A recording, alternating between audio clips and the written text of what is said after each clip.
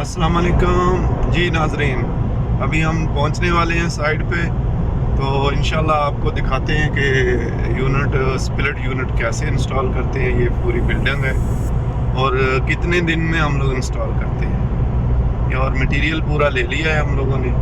इंशाल्लाह साइट पे डिलीवरी हो चुकी है, बंदे साइट पे पहुंच चुके हैं। इंशाल्लाह मैं भी साइट पे जा रहा हूँ, तो आपको चलो दिखाते हैं इंशाल्लाह कैसे इंस्टॉल होते हैं, यूनिट कैसे इंस्टॉल होता है और उसके ऊपर जो लागत कितनी आती है वो भी मैं आगे इंशाल्लाह अगली वीडियो में आपको बताऊंगा।